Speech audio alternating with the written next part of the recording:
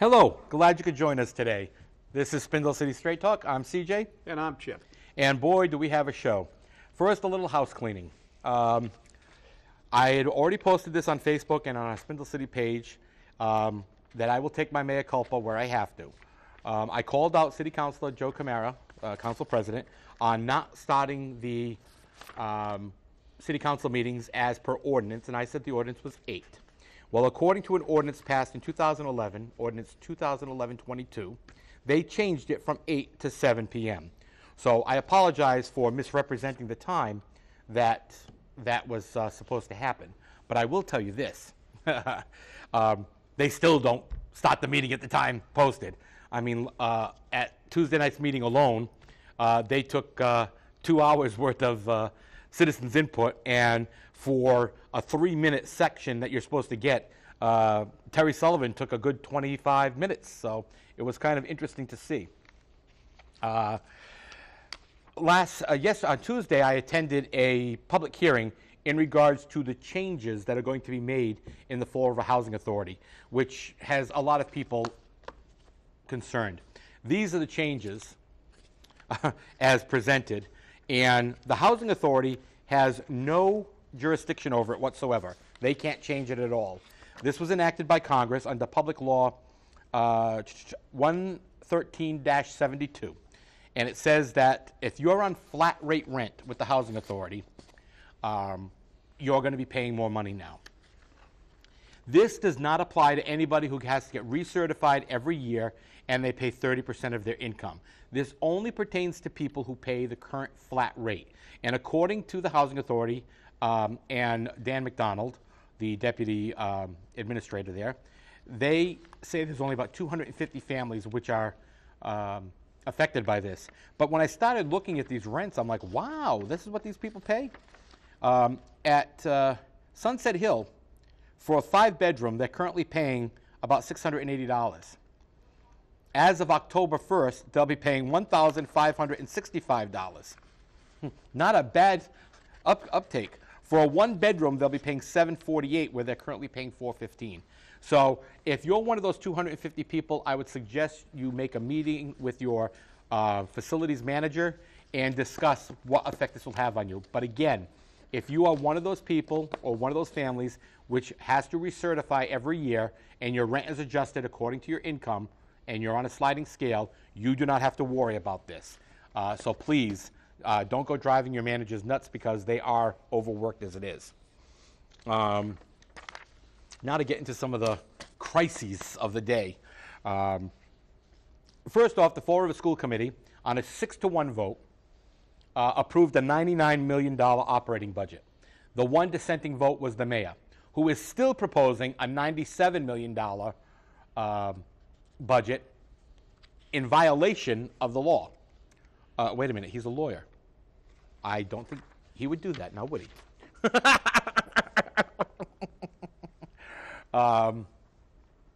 But we're going to see what happens when the budget is presented later on this week. The big news is the fact that Terry Sullivan came forward yesterday, and in his 25 or 30 minutes of citizens input time, and from now on, when I do citizens input, if I'm told to wrap it up, I'm going to say, point of order, Mr. Council President. He laid out in detail what will happen if he doesn't get this rate increase.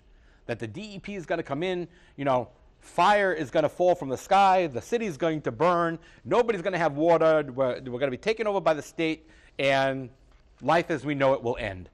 I think that's a little excessive. And I think what Terry Sullivan should have done was, he was in front of the council a few months ago asking for a rate increase on the meter fee. He should have included it all in one fell swoop. Do it once, don't do it, several times during the year. It kind of gets a little ridiculous. I mean, what did you think about that tirade that went on? And it was amazing. I mean, it was foolish. Well, it was obviously an orchestrated movement. Terry Sullivan got, as you said, 25 minutes, and then they had a former water board individual come up, and he got more than the allotted time. And they were all the prophets of doom. The state's going to come down, and as you said, life as we know it was going to end, and that may not be a bad thing when we're talking about Fall River in reality, but that's probably not going to happen. The EPA and the state take forever to do anything, kind of like the city of Fall River.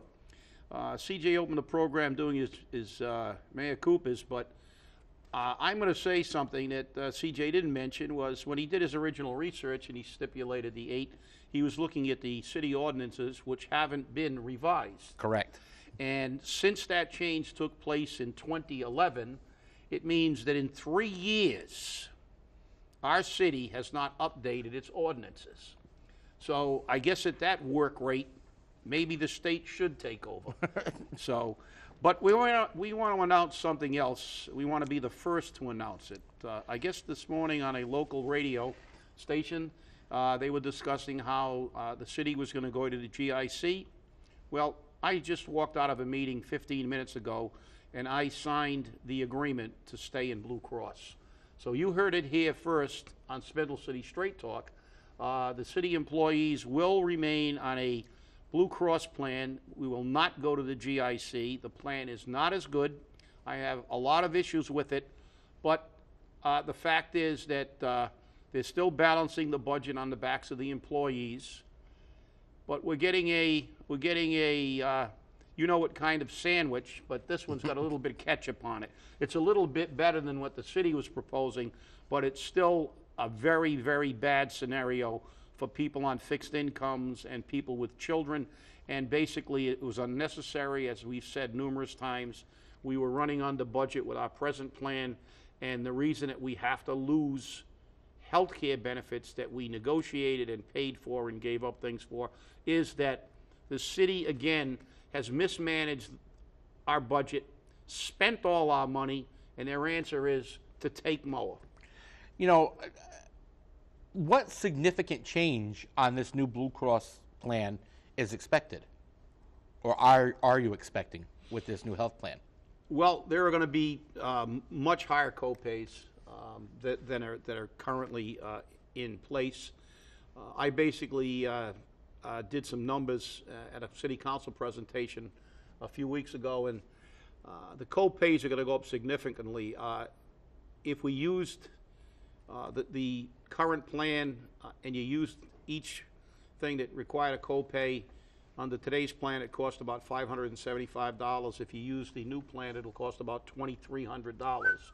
So just as the rents, the government has a great way of dragging every single cent out of the people who have very little money, which I can segue into yesterday's council meeting with part of the dog and pony show was after the water department got its 25 minutes. Our leader of the Office of Economic Destruction, Ken Fiola, marched down to the podium and in sandals, jeans, and a tie and a button-down shirt. That I thought was amazing.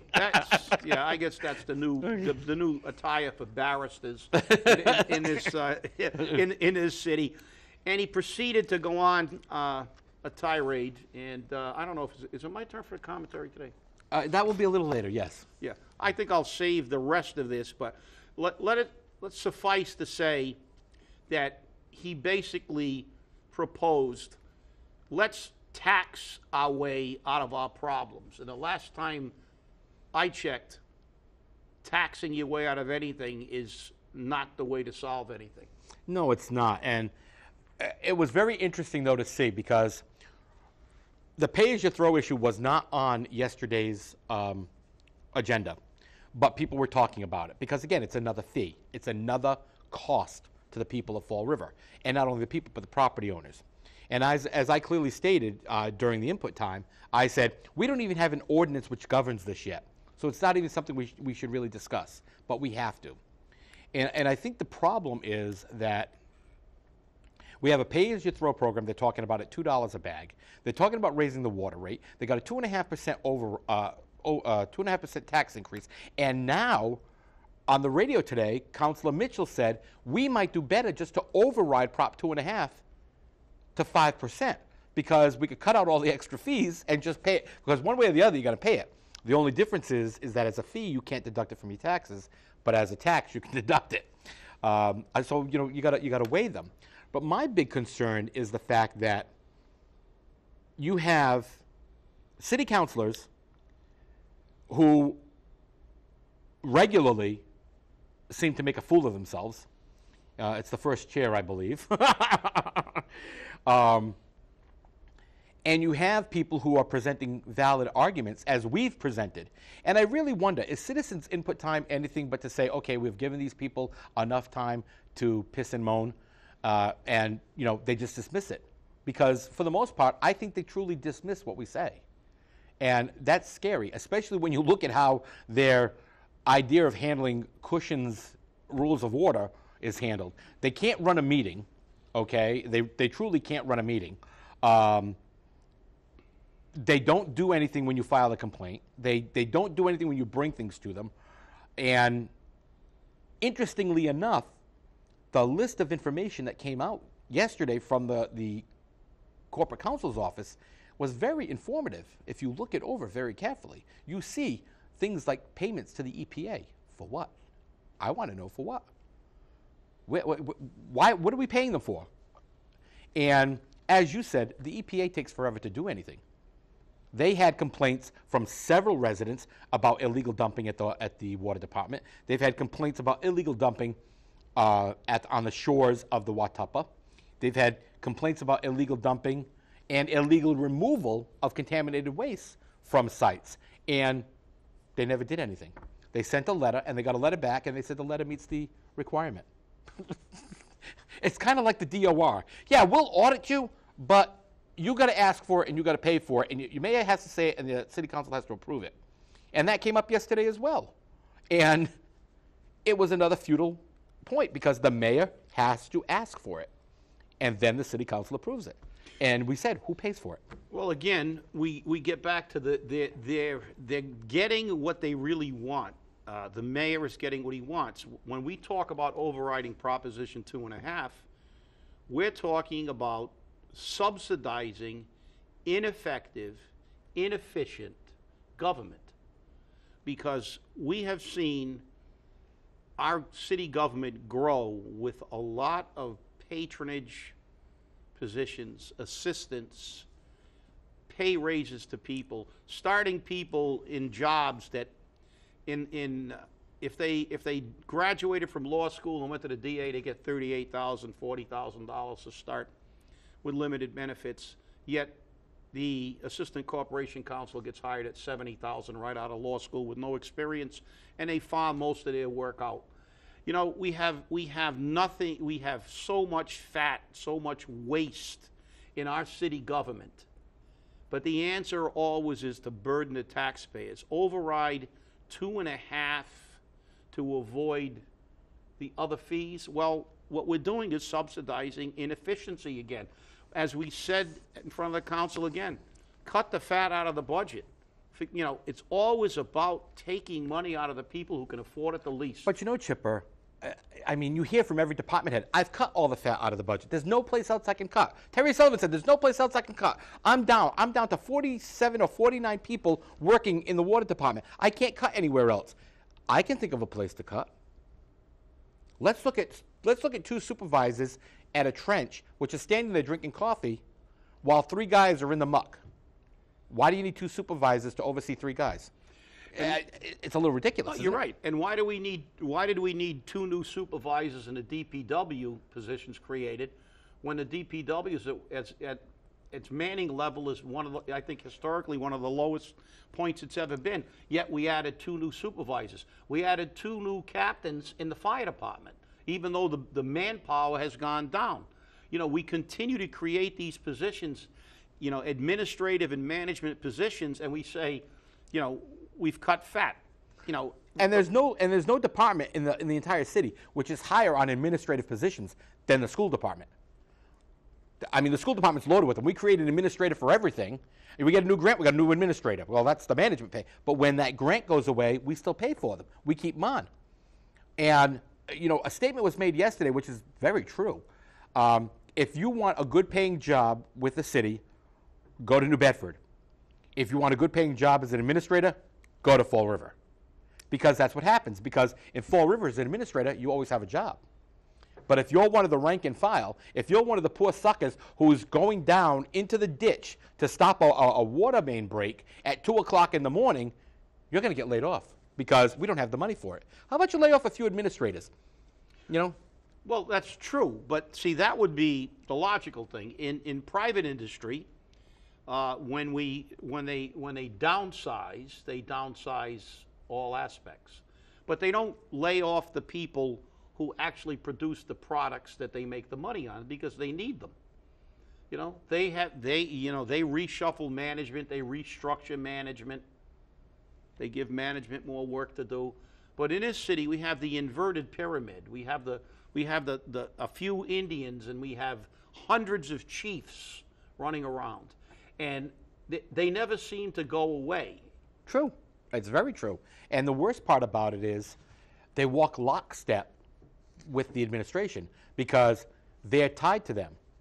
And Terry Sullivan said something very interesting yesterday, which said very clearly where his loyalties lie, because they don't lie with the water department, they don't lie with the consumer, they don't lie with the taxpayer.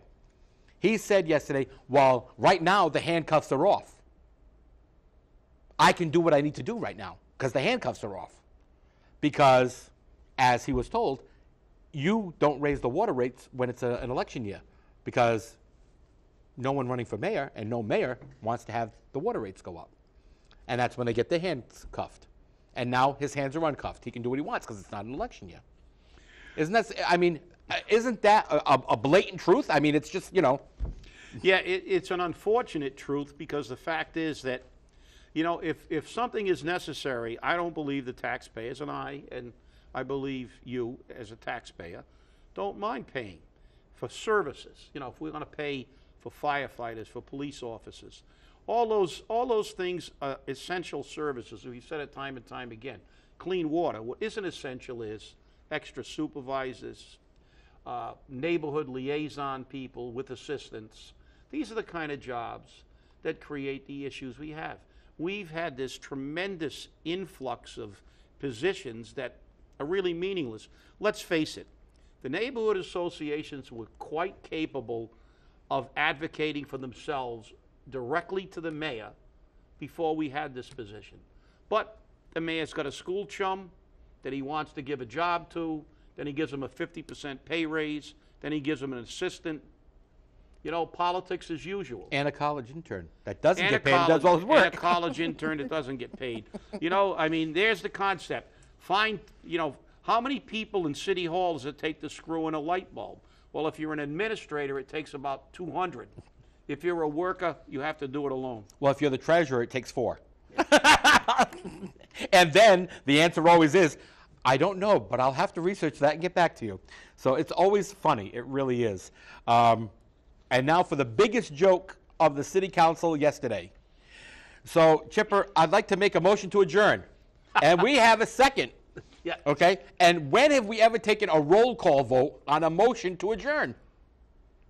You can't do that. It's a non-debatable motion. It's a non-debatable motion, right? So what did the city council do? They took a roll call vote. And it passed with Pat Casey saying, I'll vote yes, so I can see the city go down in flames. Isn't that lovely? Your city council saying she wants to see the city go down in flames. I think you should make that your campaign slogan for next year. I want to see the city go down in flames. And they voted it and it passed. And then Pat Casey made a motion to reconsider the motion to adjourn because she wanted to change her vote. And Joe Camara was going to let it go through. He turned around and he says, oh, well, we're going to have to recess for a meeting, for a minute so we can check the rules. So he comes back and blatantly was, very upset about it. He goes, there is no debate on the motion to adjourn, therefore, we're done. We're adjourned. Well, I hate to say this, but, you should never assume the presidency of an organization that's bound by parliamentary rules and not know the procedures. And, it just goes to show the type of government we have where no one in that chamber that's sitting there knows anything about the rules. They use Cushing's, whether it's Atwood's, whether it's Roberts, whether it's Cushing's. There are fundamentals. There are non-debatable motions. There are priority of motions. there are things that people who have ever held a gavel and ever participated in a meeting should know. And it's absolutely incredible to watch the fiasco that they call a meeting. They have absolutely no idea of a parliamentary procedure. Number one, a motion to reconsider can only be made by someone who voted on the prevailing side. They wanted to try to get people who weren't on the prevailing side to make a motion, and they made a motion to have someone make a motion, which is illegal. And then we have motions to table that are routinely discussed. Another non-debatable motion. Right. Motion to adjourn. Non-debatable motion. You make a motion to adjourn, it's seconded, the vote has to be taken, period. And I mean, these are just fundamental, basic parliamentary procedures that anybody should know if they want to assume a position like the presidency of a city council. And it's a disgrace. You know, and Ken Fiola talked about people laughing at Fall River, but they don't laugh at Fall River for what the reasons he defined. They laugh at Fall River when they watch a city council meeting and know that the buffoons that we have sitting in those chairs don't have any idea of how to run a meeting. And again, I've always said it, you know, clearly. The only thing that happens at a city council meeting is every city councilor, you know, the Fantastic Eight and the president, on occasion, get their 5 minutes of fame on the camera on every question. You wonder why something as simple as the city council meeting or as simple as the finance committee meeting has to keep going on. They go through, they all ask a question, then they go back and they all ask another question, they go back and they ask another question. It shouldn't take that long to get the information you need. And you can see the foolishness in it because, look, I'm on camera. I look good. Not me. I go, oh, look at me. I gained 20 pounds.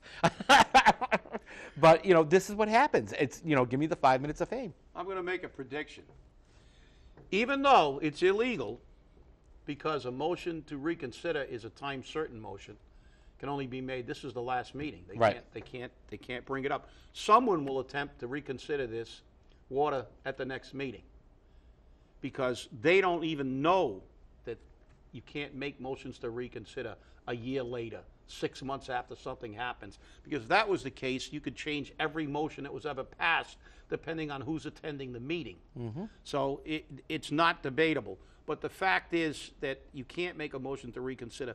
But they basically do whatever they want to do, because as you said, if you put a camera in front of them, even if what they say makes absolutely no sense, they have to say something. You know, and, you know, the only council who really hasn't taken advantage of that is Paul De Silva. He doesn't seem to have opened his mouth.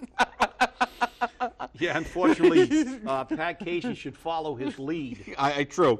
And with that, I think it's time for Chipper's lovely 2 cents commentary. Well, okay. I just, you know, I mean, it's happened before numerous times, but yesterday was the straw that broke the camel's back for me.